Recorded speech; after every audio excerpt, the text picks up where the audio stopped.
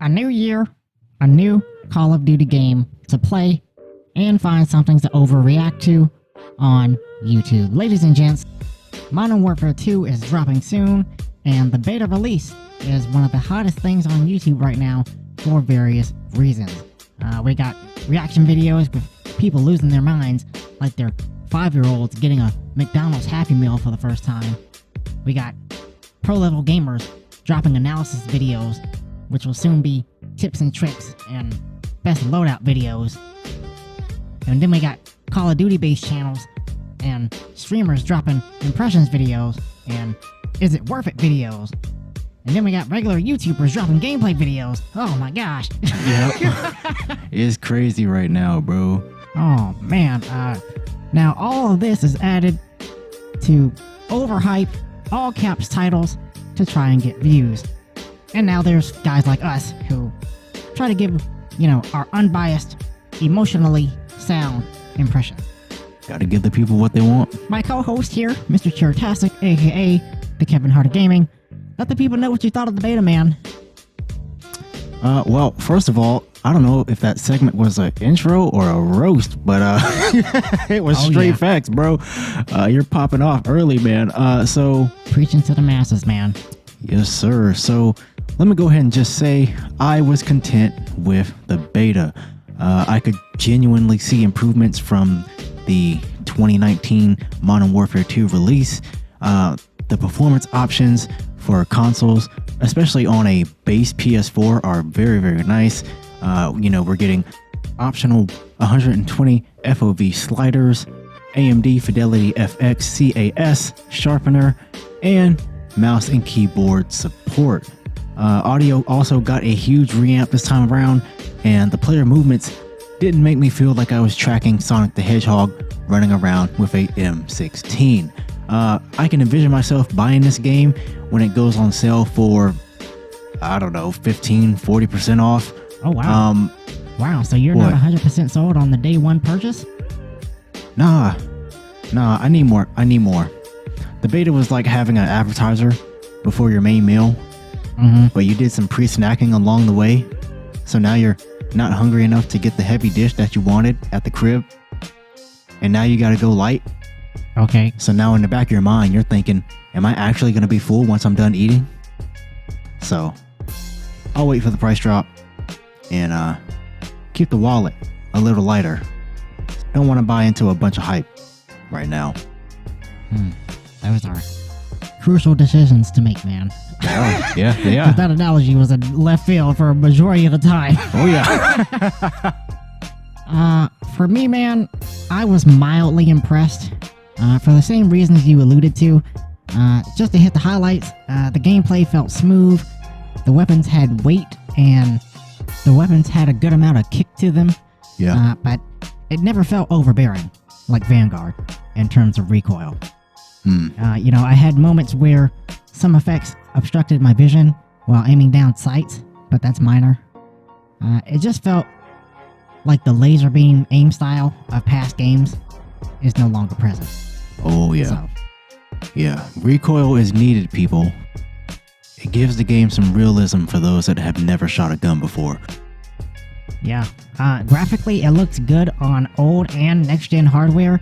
If not, there's a very minuscule difference between systems. You can chalk that up to Sony's cross-gen state of play that we all love so much. Oh, yeah. But, I get it. Many gamers are on old hardware, including us, so yep. It's accessible, at least. They took the hostage game mode idea from Siege and found a way to not only simplify it, but keep the action at a faster pace, fit for COD, which is commendable, but also a slight copy and paste. Gunsmith 2.0 made an upgraded return, which I called out, ladies and gentlemen. You did. But it's easier to understand the flow of upgrades and not be stuck in the grind process for each gun. All in all, mildly impressed. Not a day one purchase for me, but I'll play it with the boys, man. Yes, sir. So taking a deep dive into Modern Warfare 2, let's talk about the graphics and performance. Now, With this cross-gen state of play, your hardware will give you a slight advantage, with the ability to have increased FOV and 120Hz on next-gen consoles. This is only bridging the gap between consoles and PC ever so slightly. Base console players are not excluded from the graphics enhancements, but you are limited to the peak performance of old tech. With all that said, the game seemed to run really well on all systems, and if you have some game sense and mechanical skill, you'll be just fine. I will say though, man, real quick, I was rusty on a controller. Oh yeah. But it's nice to have that option to go keyboard and mouse. Yeah, no doubt. I haven't played a shooter on controller since like Black Ops 2. So classic. The good times are changing. Now, the biggest change that I picked up on was the sound design. So let's go ahead and talk about this. What? Oh my god! Dazzling place I never seen. I don't know what was that? Oh wow! Oh my gosh! Isiah was thinking Disney movies, y'all. Oh my gosh, I lost my train of thought, bro. Got me on American Idol, man. Look out for me. Sound design, man. It's good. Footsteps are much easier to track, and explosions and grenades mixed with, gunfire don't sound like a bag of distorted popcorn in a microwave anymore. So, and I know you have a sound bar with your CX OLED. Yeah, the mainstream YouTuber setup. Yeah, and we both have the Razer Numo Chroma speakers. But, whether you're playing with a full-fledged Dolby Atmos setup or on a good pair of headphones, your immersion and game sense will be greatly improved compared to the Modern Warfare of old. Still on the theme of gameplay, Isiah, let us know your thoughts on the time to kill and the game modes that were offered in the beta. Yeah, man. I thought they did a good job balancing the kill times. I never felt that I was getting mowed down by assault rifles and SMGs too quickly. It seemed like I always had a slim chance to, drop down or get behind cover or strafe a few bullets. Especially at close range, the shotguns will really put you down, man. Those kills were really satisfying. However, I do believe the sniper class took a slight damage hit. Really? To where it's almost like Widowmaker in Overwatch, and you have to go for the head or upper chest area to get that one shot, one kill. Because I had multiple instances where a body shot at reasonable range was still just a hit marker. Now, that could just be me being salty. Probably, yeah. It is what it is. As far as the game modes go, they were a nice surprise.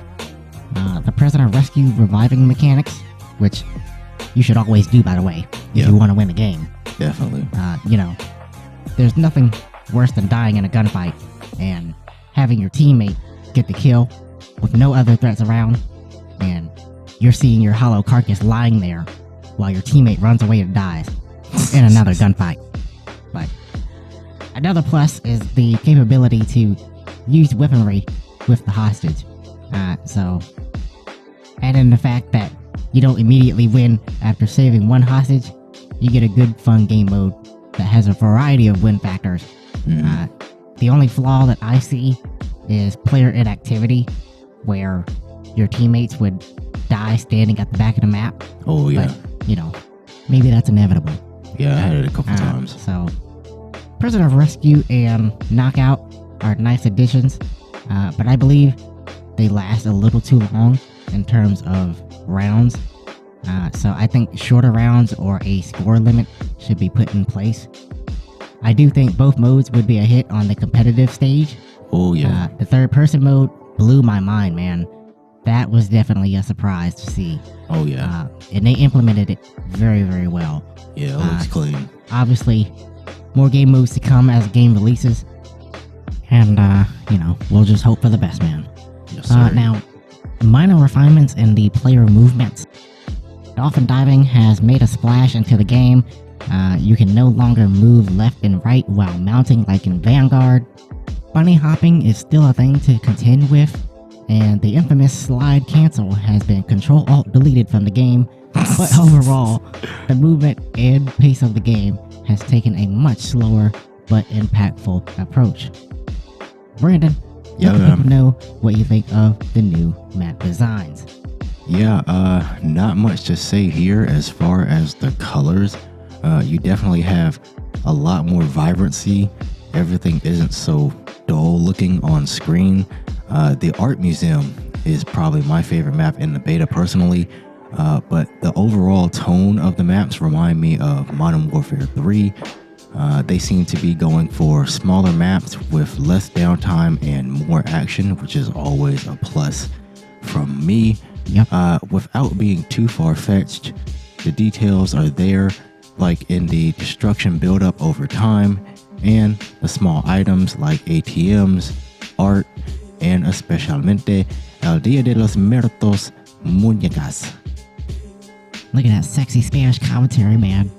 That is Spanish for Day of the Dead Dolls. Sexy. Also, something I know you love to harp on, which is the operators and their lack of diversity and representation of people in the real world. Very true. Check this out, bro. For the first time, we have a black woman with vitiligo in a Call of Duty game. This is dope, man. This is fire. This is different. This is a plus in the African American community, and this is a win for models like Winnie Harlow, and a win-win for real-world diversity in video games. Yeah, man. Now, here on the BCIP Podcast, we try to look at all different angles of a subject. Yep. And, honestly, I'm surprised we haven't heard anyone cover this aspect of the game. Gotta love it, man. Gotta love it. My boy is animated on that one. Oh, yeah, gotta see more of it, man. Again, as you said, this is a first that I've seen a character look like this in a video game. And the fact that it's in a Call of Duty game at that, which has, mass appeal, makes it more of a bold choice that more games need to look into implementing. Let's do some last minute complaints and final thoughts to close this out. Mr. Seatastic, take it away, man. To be honest, I don't have many. I really don't. Even with some of my teammates, they were playing the game in a slower, more tactile manner as far as the gameplay goes. ADSing with iron sights could be hard to see sometimes, but those moments are far and few between. As you said, I'm sure there are going to be exploits that are going to be found and patched in the future. If you want to get really nitpicky, the ragdoll physics could use some fine tuning, but I don't know, man. This looks like a solid improvement from the Modern Warfare of old, and a good breath of fresh air that the Call of Duty community needed. Summed it up extravagantly, brother. So there it is, man. Hopefully we gave you guys some balanced thoughts on the beta itself, and we will have more Modern Warfare content on our channels. But until then, the Modern Warfare 2 beta, a solid foundation to a hopefully great game in the making.